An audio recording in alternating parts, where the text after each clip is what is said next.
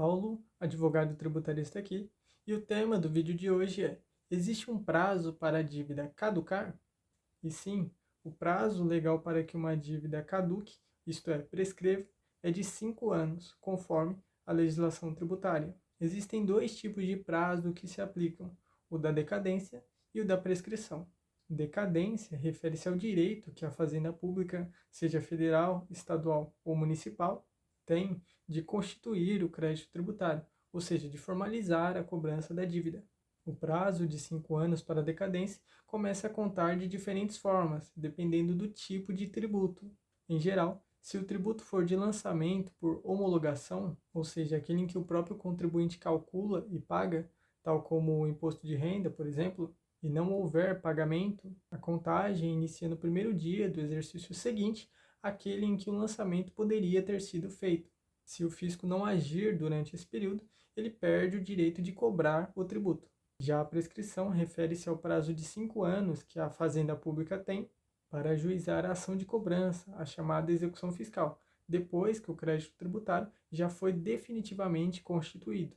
A contagem começa no dia seguinte à data do vencimento do tributo, e esse prazo pode ser interrompido ou suspenso em algumas situações, como pela citação do devedor na execução fiscal, por exemplo. Há também a prescrição intercorrente, que é um prazo de 5 anos que ocorre durante a própria execução fiscal, após ajuizar a ação. Caso o processo fique paralisado por um período superior a 6 anos, sendo 1 ano de suspensão e 5 de prescrição, por ausência de bens penhoráveis, a dívida também pode ser extinta. É importante notar que a prescrição extingue o direito de cobrança judicial, mas a dívida pode permanecer nos registros de órgãos como a Receita Federal ou a dívida ativa. Para ter o débito cancelado definitivamente, pode ser necessário comprovar a prescrição judicialmente por meio de um advogado.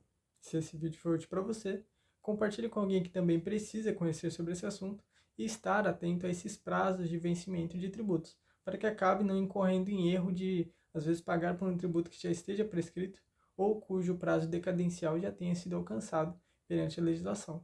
Estar atento a esses tributos que, após esse prazo, não têm mais obrigatoriedade de serem pagos.